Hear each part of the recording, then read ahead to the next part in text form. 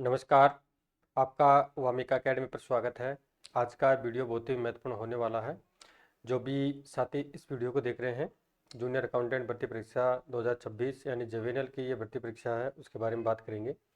जैसा कि आप सभी को पता है कि राजस्थान सरकार द्वारा जेवीएनएल जूनियर अकाउंटेंट भर्ती परीक्षा 2026 की प्रशासनिक एवं वित्तीय स्वीकृति 371 पदों पर जारी की जा चुकी है और जल्द ही ये भर्ती आपको कुछ ही दिनों में देखने को मिल जाएगी। तो इस वीडियो के माध्यम से फ्रेंड्स बात करेंगे कि जूनियर अकाउंटेंट की जो वैकेंसी आएगी आपकी, उसका job profile, salary, posting palace, उसका वेतन और छुट्टियां किस प्रकार से निर्धारित की जाती है इन प्रोविजन में, और आफ्टर प्रोविजन 7th पे के अकॉर्डिंग कितना सैलरी मिलेगा, और उसके अलावा 8th पे के अकॉर्डिंग आपको कितना सैलरी मिलेगा, कौन कौन से कार्य आपको करने होंगे, तमाम बिंदुओं के बारे में डिटेल से चर्चा करेंगे। जो भी साथी चैनल पर नए हैं तो चैनल को सब्सक्राइब करें, वीडियो को लाइक करें, शेयर अवश्य करें, ताकि आपको जूनियर अकाउंटेंट जेवीएनएल की जो भी वैकेंसी है उसके बारे में अपडेट, और उसके साथ में मेरे द्वारा एक निःशुल्क बैच चलाया जा रहा है। यानी अब बैच के बारे में बात करते हैं, उस बैच की क्या क्या विशेषताएं रहेगी। तो पार्ट ए यानी आपका जो अकाउंट्स का चैप्टर है, अकाउंट्स वाला जो पार्ट है कॉमर्स का, उसमें जो 60% आपका वेटेज है, उसका कोर्स मेरे द्वारा यानी वामिका अकेडमी के माध्यम से निःशुल्क चलाया जा रहा है। तो इस कोर्स की विशेषताओं के बारे में पहले बात करते हैं। यानी आपको ये classes daily YouTube channel Wamiqa academy के माध्यम से मिलेगी, फ्री ऑफ कॉस्ट रहेगी, कोई चार्जेज आपको पे नहीं करना होगा। और उसके अलावा आपको जो क्लासेस मिलेगी वो बाईलैंग्वेज मिलेगी, यानी हिंदी एंड इंग्लिश में मिलेगी। यानी जो आपके नोट्स होंगे वो हिंदी में भी होंगे, साथ में इंग्लिश में भी होंगे, और आपको पीडीएफ मिलेगी, साथ में प्रिंटेड नोट्स भी मिलेंगे। तो उसके लिए आपको इस वीडियो के डिस्क्रिप्शन में मैं टेलीग्राम का लिंक पिन कर रहा हूँ, वहाँ से आप टेलीग्राम को जरूर ज्वाइन करें, या यूट्यूब चैनल का जो होम पेज है वहाँ पे भी मैंने टेलीग्राम का लिंक पिन कर रखा है, वहाँ से भी आप उस लिंक को क्लिक करके टेलीग्राम चैनल ज्वाइन कर सकते हैं। एंड टेलीग्राम चैनल का नाम है वामिका अकेडमी, ठीक है। तो जिससे आपको जो भी पीडीएफ मिलेगी, जो भी अपडेट मिलेगी, जो वीडियो मिलेंगे, डायरेक्ट टेलीग्राम चैनल के माध्यम से आपको तुरंत मिल जाएंगे। तो ये कोर्स आपका फ्री ऑफ कॉस्ट रहेगा, आपसे किसी भी प्रकार का 1 रुपये का भी चार्ज नहीं लिया जाएगा। जिसमें जैसा कि बात कर चुके हैं कि आपको रोज़ाना डेली क्लासेस मिलेगी, और पीडीएफ नोट्स मिलेंगे, प्रिंटेड नोट्स मिलेंगे, साथ में एमसीक्यूज का सॉल्यूशन करवाएंगे, पीवाईक्यूज का सॉल्यूशन करवाएंगे, और जो भी डाउट क्लासेज है आपकी वो सॉल्यूशन करवाएंगे। और साथ में एमसीक्यूज जो भी चैप्टर है, जैसे चैप्टर कंप्लीट होते हैं आपको बाईलैंग्वेज यानी हिंदी यानी इंग्लिश में आपका एमसीक्यूज भी विद सॉल्यूशन दिए जाएंगे, ठीक है। तो फ्री ऑफ कॉस्ट आपका कोर्स रहेगा, इसमें कोई आपको आपसे कोई चार्जेस वसूला नहीं जाएगा। और जो कोर्स की टाइमिंग रहेगा आपका बैच का, वो 2 से लेकर 2.5 महीने रहेगा। यानी रोजाना मैं प्रयास करूंगा कि 1 या 2 वीडियो रोजाना अपलोड करूं, क्योंकि मैं भी गवर्नमेंट जॉब में हूं, तो मुझे भी थोड़ा टाइम कम मिल पाता है, शाम को मिल पाता है। तो दिन में ऑफिस का काम रहता है, तो ऑफिस के काम से शाम को फ्री होने के बाद में नोट्स को टाइप करना, उनको एडिट करना, फिर रीडिंग करना, और बाद में फिर उससे इतना काम करने के बाद में आपको यूट्यूब चैनल के माध्यम से पढ़ाना, तो ये काफ़ी टिपिकल कार्य है, ठीक है। तो इस बारे में अब बात कर लेते हैं। बैच के बारे में डिटेल से बात हो चुकी है। अभी जेवीएनएल जूनियर अकाउंटेंट जो profile, salary, promotion, posting palace, transfer और छुट्टियों के बारे में डिटेल से बात करेंगे।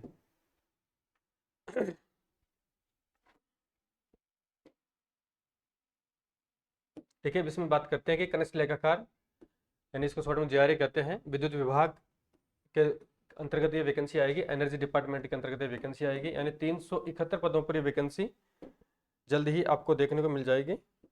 जिसमें से जो वैकेंसी आएगी आपकी 371 ये पांचों विद्युत कंपनियों में आएगी, यानी जेवीएनएल जयपुर विद्युत निगम लिमिटेड, और जोधपुर विद्युत वितरण निगम लिमिटेड है, अजमेर विद्युत वितरण निगम लिमिटेड है, और इसके अलावा राजस्थान राज्य विद्युत प्रसारण निगम लिमिटेड है, और लास्ट में आपका राजस्थान राज्य विद्युत उत्पादन निगम लिमिटेड में आपको ये वैकेंसी देखने को मिलेगी। और जिस कंपनी से आप अप्लाई करेंगे उसी कंपनी में आपको पोस्टिंग मिलेगी, ठीक है। अब इसमें जो मेरिट निकलेगी वो मेरिट प्रत्येक कंपनी की अलग अलग निकलेगी। जिस कंपनी से आपने फॉर्म फिलअप किया है तो वहाँ की कट ऑफ कितनी जाती है, वो प्रत्येक कंपनियों की अलग अलग कट ऑफ आपको देखने को मिलेगी। तो आपकी जो उपरोक्त 3 कंपनीज है वो डिस्कॉम्स है, यानी ये कंपनियां वितरण का कार्य करती है। बेसिक नॉलेज के लिए बात कर रहे हैं यहाँ पे, क्योंकि आप आगामी विद्युत विभाग के एम्प्लॉय बनेंगे, कर्मचारी बनेंगे, तो उसके हिसाब से मैं बता रहा हूँ।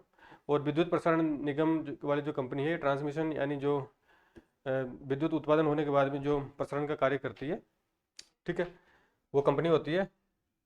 और इसके अलावा विद्युत उत्पादन निगम लिमिटेड है जो लाइट का प्रोड्यूस करती है, यानी लाइट का उत्पादन करती है, उसमें आपको पोस्टिंग मिलेगी। अब पोस्टिंग के बारे में बात करें, जिस कंपनी से आप अप्लाई करेंगे उसी क्षेत्र में आपको पोस्टिंग मिलेगी। जैसे आप जोधपुर विद्युत वितरण निगम लिमिटेड से अप्लाई करते हैं और आपका अगर वहाँ पे चयन हो जाता है तो विद्युत जो JDVVNL है उसका जो क्षेत्र है 12-13 जिले लगभग उसमें आते हैं, मारवाड़ क्षेत्र में यानी पश्चिमी क्षेत्र में जो भी डिस्ट्रिक्ट है वहाँ पे आपको पोस्टिंग मिलेगी। और आपका जो ट्रांसफर होगा केवल इंटर डिस्कॉम में होगा, यानी जो 12-13 जिले हैं उन्हीं में आपका ट्रांसफर किया जाएगा। ऐसा नहीं है कि आप जयपुर डिस्ट्रिक्ट में यहाँ पे ट्रांसफर करवा सकते हैं, इंटर डिस्कॉम ट्रांसफर होता है इसमें, पूरे राजस्थान में नहीं होता है। यानी 3 विद्युत कंपनियों के बारे में बात कर रहे हैं यहाँ पे। और फिर नेक्स्ट आपके राजस्थान राज्य विद्युत प्रसारण निगम लिमिटेड है, उसमें ऑल ओवर आपको कहीं भी पोस्टिंग मिल सकती है। यानी जो जहाँ पर इसके ऑफिसेज है तो लगभग काफ़ी जिलों में इसके ऑफिसेज है, तो आपको ऑल ओवर राजस्थान कहीं भी पोस्टिंग मिल सकती है और कहीं भी आप ट्रांसफर करवा सकते हैं। और राजस्थान विद्युत उत्पादन निगम लिमिटेड के बारे में बात करें तो जो इसके जो बिजली संयंत्र है जहाँ पे बिजली का उत्पादन या प्रोड्यूस किया जाता है, जैसे आपका श्री गंगानगर हो गया, सूरतगढ़ में, बीकानेर में बिजली का उत्पादन होता है, बाड़मेर में होता है, बारां में होता है, कोटा में होता है, धौलपुर, बांसवाड़ा, जैसलमेर एक्सेट्रा जगहों पे जो बिजली का उत्पादन किया जाता है वहाँ पे आपको नियुक्ति दी जाएगी। अब इसके वेतनमान के बारे में बात करें फ्रेंड्स, JRA का वेतनमान कितना होता है, तो इसका 7th पे के अकॉर्डिंग L10 में ये सर्विस आती है और इसका ग्रेड 3500 होता है, यानी काफ़ी अच्छी बढ़िया नौकरी है। और बेसिक है इसका 33,800 है, यानी बेसिक आपका जैसे प्रोविजन कंप्लीट हो जाएगा तो इसकी इस बेसिक के अकॉर्डिंग आपको सैलरी दी जाएगी। तो अब जैसा कि आप सभी को पता है कि राजस्थान में 2 वर्ष का प्रोविजन काल होता है, प्रोविजन काल में आपको फिक्स सैलरी दी जाती है और अन्य जो भी बेनिफिट्स होते हैं, जो अलाउंसेस होते हैं, भत्ते होते हैं, वो आपको किसी प्रकार से नहीं दिए जाएंगे। ठीक है, आपको अस्थायी रूप से, यानी आपकी सर्विस तो नौकरी तो स्थायी है लेकिन 2 साल आपको अस्थायी रूप से रखा जाएगा। अगर आपकी सेवा संतोषजनक रहती है तो आपको फिर फिक्सेशन कर दिया जाता है। ठीक है, तो fix salary 23,700 fix salary provision में मिलती है, जिसमें से आपकी निम्नलिखित कटौतियाँ डिडक्शन होते हैं। जैसे RGHS का 658 रुपया कटता है, GPF का आपका 1100 रुपया कटता है और मई माह में ग्रुप इंश्योरेंस कटता है, जो आपकी इच्छा अनुसार आप कितना भी कटवा सकते हैं। और जो लगभग नेट सैलरी रहेगी आपकी 21,900 या 22,000 के आसपास आपको इन प्रोविजन में 2 वर्ष तक सैलरी मिलेगी एज पर 7th पे के अकॉर्डिंग। और जैसे आपका प्रोविजन कंप्लीट हो जाता है 2 वर्ष का, जैसे आपको अक्टूबर 2026 में, यानी 2026 में अगर आपको नियुक्ति मिल जाती है तो स्वाभाविक है अक्टूबर 2028 में आपका प्रोविजन कंप्लीट हो जाएगा। ठीक है, तो वो तो उसकी अभी बात करेंगे। पहले बात करते हैं कि अभी लेटेस्ट जो वर्तमान दर है, यानी अभी आपका फरवरी 2026 है, फरवरी 2026 की जो DA की रेट है, HRA की है और जो CCA और जो जितने भी भत्ते हैं, अलाउंसेज है, उसके अकॉर्डिंग जो आपका वेतन रहेगा वो कितना रहेगा इस पर 7th पे। बेसिक आपका 33,800 है। और अगर कोई अभ्यर्थी, हालांकि आपके ये काम नहीं आएगा, नॉलेज के लिए इसको देख रहे हैं, अगर कोई अभ्यर्थी 2 वर्ष पहले जूनियर अकाउंटेंट बना है, अगर उसका प्रोबेशन काल फरवरी 2026 में कंप्लीट हो चुका है तो उसको कितनी सैलरी मिलेगी। तो DA अभी वर्तमान में 58% है, 58% है। HRA 10 या 20% मिलता है आपको, यानी XY सिटी के अकॉर्डिंग मिलता है। जो बड़ी सिटीज होती है जैसे जयपुर हो गया, आपका जोधपुर है, उदयपुर है, तो इनमें शहरों में 20% HRA मिलता है, बाकी जो सिटीज है उनमें 10% मिलता है। तो यहाँ पे 20% के हिसाब से कैलकुलेशन किया गया है। और CCA है, यानी शहरी सत्यपूर्वक भत्ता है, ग्रामीण भत्ता। अगर आपकी शहर में नियुक्ति है, जिला मुख्यालय पे है, तो आपको 1,000 रुपया, कितना 1,000 रुपया प्रति माह आपको CCA मिलेगा। और ग्रामीण क्षेत्रों में है तो आपको 350 रुपये प्रति माह CCA मिलता है। और इसके अलावा विद्युत भत्ता अलग से दिया जाता है विद्युत कंपनी द्वारा। तो आपकी जो ग्रोथ सैलरी रहेगी 61,164 के आसपास रहेगी, जिसमें से आपकी निम्नलिखित कटौतियाँ होगी। RGHS 658 कटेगा, SI 22 रुपये कटेगा, GPF आपका 21 रुपये कटेगा। SI को आप नेक्स्ट स्टेप 2 स्टेप तक आगे भी कटवा सकते हैं। और इसके अलावा आपका ग्रुप इंश्योरेंस मई माह में आप अपनी इच्छा के अनुसार कटवा सकते हैं, यानी वर्ष में एक बार कटता है GIS। तो लगभग जो आपकी सैलरी रहेगी, यानी आज की फरवरी 2026 के अकॉर्डिंग बात कर रहे हैं तो 56,200 प्लस आपकी सैलरी देखने को मिलेगी। जो भी अभ्यर्थी अगर जिनका प्रोविजन कंप्लीट हो चुका है तो उनको अभी वर्तमान में इतनी सैलरी मिल रही है। तो आपके ऊपर ये एप्लीकेबल नहीं होगा क्योंकि आपका प्रोविजन होगा। और जैसे आपके लिए बड़ी खुशखबरी यह है कि जैसे आपका प्रोविजन कंप्लीट हो जाएगा तो उस समय राजस्थान में 8वां वेतन आयोग लागू हो चुका होगा। तो आपको जो सैलरी मिलेगी फ्रेंड्स वो 8वें वेतन आयोग के अकॉर्डिंग मिलेगी, तो आपको इंतजार नहीं करना पड़ेगा 7th पे का। तो 8th पे के अकॉर्डिंग सैलरी देखें जूनियर अकाउंटेंट की, तो उस समय अभी आपका जैसे मान के चलो बेसिक 33,800 है, कितना है 33,800 है। 7th पे में 2.57 2.62 और 2.67 के हिसाब से सैलरी इंक्रीज की गई थी। बट अब इतनी नहीं मान सकते, कम मान लेते हैं, डबल मान लेते हैं इसका। तो 2 गुना फैक्टर मान लेते हैं तो 67,400 आपका लगभग बेसिक हो जाएगा। और उस समय यानी 1 जनवरी 26 से लागू होगा। तो उसमें जैसे आपका अक्टूबर 28 में प्रोविजन कंप्लीट होता है, तो उसमें लगभग 5-6 डीए लग चुके होंगे। तो डीए एस्टिमेटेड मान रहे हैं, ये एस्टिमेटेड आपका 15% डीए हो जाएगा, और एचआरए उसमें 10% मान लेते हैं, ठीक है। और सीसी आपका 1000 से 2000 मान लेते हैं। तो आपकी जो ग्रोस सैलरी रहेगी उसमें यानी आपको 8वें वेतन आयोग के अकॉर्डिंग सैलरी मिलेगी, 7 पैसे कोई आपको मतलब नहीं रहेगा। तो आपकी 85,000 कितनी, 85,000 प्लस आपको ग्रोस सैलरी मिलेगी। कितनी मिलेगी ग्रोस सैलरी। अब कैश इन हैंड के बारे में बात करें, तो जिसमें आपकी कटौतियां हो जाएगी, आरजीएचएस की हो जाएगी, एसआई की होगी, जीपीएफ की होगी, एक्सेट्रा कटौतियां होगी। तो लगभग 8,000 कटौतियां मान रहा हूँ मैं, क्योंकि उसमें अगर सैलरी बढ़ेगी तो महंगाई बढ़ेगी, तो कटौतियां स्वाभाविक ज़्यादा होगी। तो आपकी जो सैलरी होगी, जैसे आपका प्रोविजन कंप्लीट होगा, तो उस समय आपकी सैलरी लगभग 77,000 प्लस हो जाएगी। कितनी हो जाएगी, यानी एक महीने की सैलरी आपकी 77,000 प्लस आपकी सैलरी हो जाएगी। अब इसमें जॉब प्रकृति के बारे में बात करते हैं कि जूनियर अकाउंटेंट का क्या कार्य रहेगा। जैसे आपको पोस्टिंग मिलती है, आपका चयन हो जाता है, तो आपको क्या क्या कार्य करने होंगे। तो फाइनेंशियल कार्य करने होते हैं, यानी जूनियर अकाउंटेंट को एक फाइनेंशियल वित्तीय कार्य करने होंगे।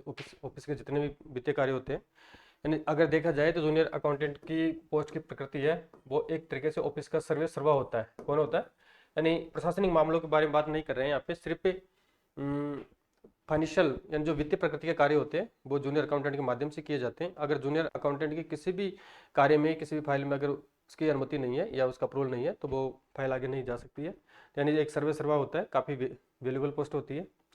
पोस्टिंग पैलेस होगा, तो आपको पोस्टिंग कहाँ कौन कौन से कार्यालयों में मिलेगी। तो आपको एक सहायक अभियंता आईएन कार्यालय में मिलेगी, इसके अलावा एक्शन कार्यालय में मिलेगी, सुपरिटेंडेंट इंजीनियर कार्यालय में मिलेगी, अतिरिक्त मुख्य अभियंता कार्यालय में मिलेगी, इसके अलावा आपको चीफ इंजीनियर कार्यालय में मिलेगी। और इसके अलावा हेड ऑफिसेज है, जहाँ पे आपका जयपुर में है, अजमेर में है, जोधपुर में है। तो इन जगहों पर आपको नियुक्ति दी जाएगी। अब इसके वित्त से संबंधित कौन कौन से कार्य होते हैं जूनियर अकाउंटेंट के, वित्त से फाइनेंशियल जो वर्क्स होते हैं वो कौन कौन से होते हैं वो देखते हैं। तो कार्यालय का सर्विस सर्वा व्यक्ति होता है, जैसा कि अभी जस्ट बात कर चुके हैं। अब फर्स्ट काम तो रहेगा इसका। अब इसमें डिपेंड करता है कि आपको कौन सा जो अधिकारी है आपको कौन सा काम अलॉट करता है, और अलग अलग ऑफिसों का जो नेचर होता है वो काम का अलग अलग टाइप्स का होता है, लेकिन बट 90% सेम ही मिलता है। तो सैलरी बिल चेक करने का कार्य रहेगा। इसके अलावा रेवेन्यू का मैनेजमेंट आपको करना होगा, जो विद्युत कंपनियों में जो रेवेन्यू प्राप्त होती है, रिसिप्ट प्राप्त होती है, जो एक्सपेंसेज होते हैं उनका मैनेजमेंट आपको करना होगा। इसके अलावा आपको बजट तैयार करना है, प्लान नॉन प्लान मदों का तैयार करना है, रिकन्सिलेशन कार्य करना होगा। जिस प्रकार से बीआरएस तैयार किया जाता है, बैंक रिकन्सिलेशन स्टेटमेंट तैयार किया जाता है, उसी प्रकार से विभाग के जितने भी खर्चे होते हैं ऑफिस एज के खर्चे होते हैं, उनका एजी से और फाइनेंस डिपार्टमेंट से मिलान करना होता है। इसके अलावा इंटरनल ऑडिट का काम रहेगा, स्पेशल ऑडिट का काम रहेगा, एजी ऑडिट की कंप्लाइंसेज करनी पड़ेगी, और ऑल टाइप्स से सभी प्रकार के बिल आपको तैयार करने हैं, उनको चेक करना है, वेरीफाई करना है। और इसके अलावा टेंडर जारी करने होंगे, जो भी वर्क टेंडर होते हैं टेंडर जारी करने होंगे। एज पर आरटीपीपी रूल्स 2012-13 के अनुसार आपको ये कार्य करने होंगे। यानी ये बेसिक बेसिक कार्य के बारे में बात कर रहे हैं। अब इसमें आपकी छुट्टियों के बारे में बात करें कि जूनियर अकाउंटेंट को कितनी छुट्टियां इन प्रोविजन में मिलेगी।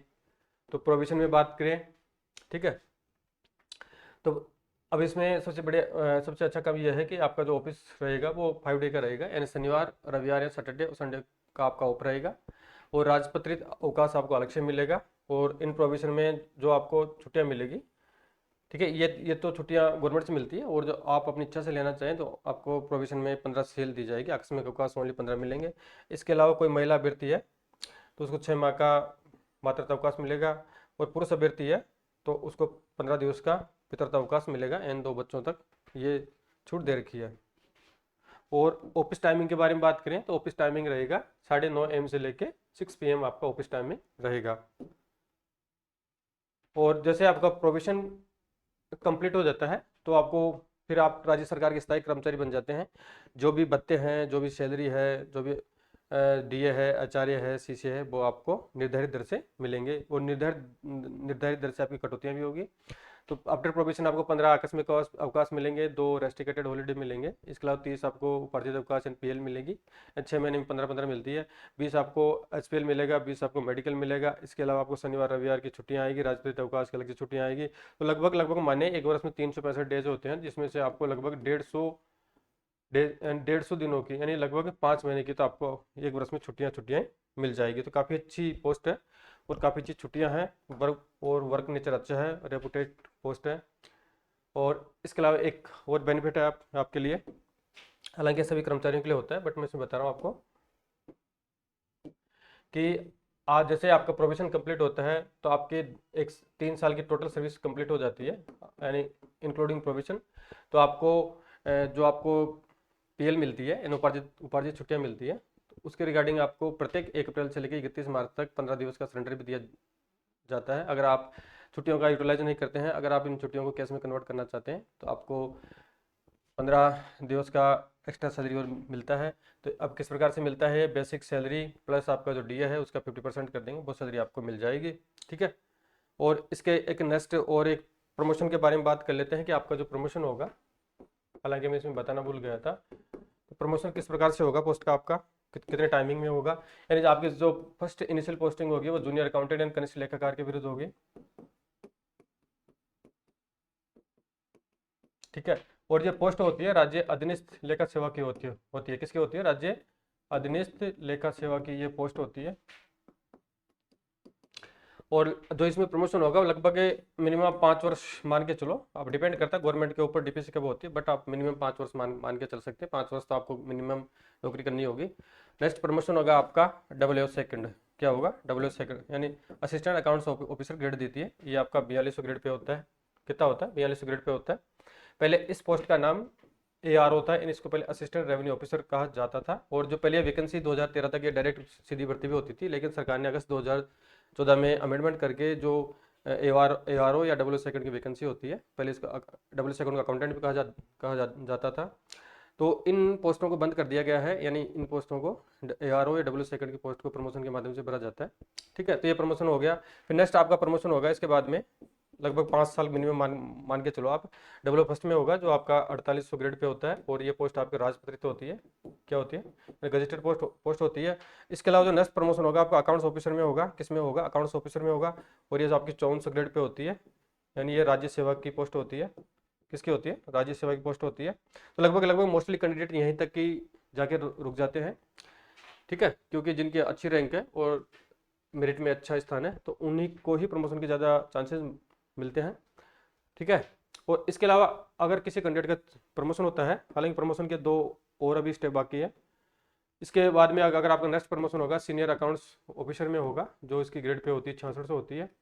और नेक्स्ट प्रमोशन होगा चीफ अकाउंट्स ऑफिसर या डिप्टी एफए, इसको डिप्टी एफए कहते हैं, वो बीते से लेकर यह होता है आपका 7600 ग्रेड पे। तो यहाँ तक आपका प्रमोशन होने के चांसेस रहते हैं। जिनकी सर्विस यानी सर्विस पीरियड जिनका लंबा है और जिनकी रैंक अच्छी है, तो वो अभ्यर्थी ग्रेड पे 7600 तक अपने जीवन काल में जा सकते हैं। ठीक है फ्रेंड्स, तो इस वीडियो के माध्यम से जूनियर अकाउंटेंट यानी JVNL की जो आपकी वैकेंसी आएगी उसके बारे में डिटेल से बात कर चुके हैं। इसकी सैलरी, वर्क जो प्रोफाइल, छुट्टियाँ और कौन कौन सी कटौतियाँ होती है, ऑफिस टाइमिंग क्या रहता है, कितनी छुट्टियाँ मिलती है इन प्रोविजन में, आफ्टर प्रोविजन में, और प्रमोशन किस प्रकार से होंगे एक्सेट्रा के बारे में डिटेल से बात कर चुके हैं। और उसके अलावा लास्ट में मैं एक बात पुनः दोहराना चाहता हूँ कि मेरे द्वारा वामिका एकेडमिक द्वारा निःशुल्क बैच चलाया जा रहा है। ठीक है, उसकी विशेषता मैंने वीडियो की शुरुआत में बता दी थी, क्या क्या उसकी विशेषता रहेगी। तो जो भी इंटरेस्टेड साथी है वो चैनल को जरूर ज्वाइन करें, और जो भी अपने साथी हैं उनको वीडियो शेयर करें।